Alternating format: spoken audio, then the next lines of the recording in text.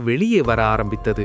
அதன் உடல் மஞ்சள் மற்றும் சிவப்பு நிறத்தில் பிரகாசித்து, அது சாதாரண பாம்பில்லை, ஒரு கொடிய வேட்டைக்காரன். அது மெதுவாக ஊர்ந்து அருகிலிருந்த குளத்துக்கு சென்றது. அங்கே தண்ணீர் குடிக்கத் தொடங்கியது. அந்த நேரத்தில் திடீரென ஒரு சத்தம். பாம்பு உடனே தலை உயர்த்தி சுற்றி பார்த்தது. அது உடனே ஒரு சிறிய குழியில் ஒளிந்து கொண்டு அந்த சத்தம் எங்கிருந்து வருகிறது என்று காத்திருந்தது. சில நொடிகளில் ஒரு குடும்பம், அவர்களுடன் மாடும் ஆடுகளும் குளத்துக்கு வந்தார்கள்.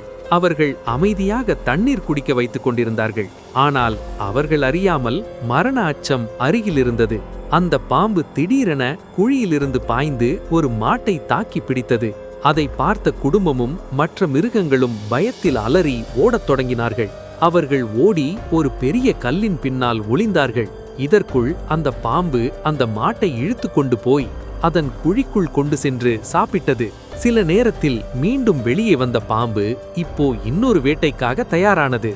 அது ஒரு ஆட்டை பார்த்ததும் மீண்டும் தாக்கியது. இதை கண்ட குடும்பம் பயத்தில் கிராமத்துக்குள் ஓடிப்போனார்கள். ஆனால் அதில் முடிவில்லை. அந்த கொடிய பாம்பு அவர்களை தொடர்ந்து கிராமத்துக்குள் நுழைந்தது. இப்போ அந்த கிராமத்தின் நிலை என்ன ஆகும்? அவர்கள் தப்பிப்பார்களா, அல்லது அந்த பாம்பு இன்னும் பலரை வேட்டையாடுமா? ஆனா இன்னும் நீங்க லைக் பண்ணல, சப்ஸ்கிரைப் பண்ணல, கமெண்ட்ல சூப்பர் சொல்லல. தொடரும்.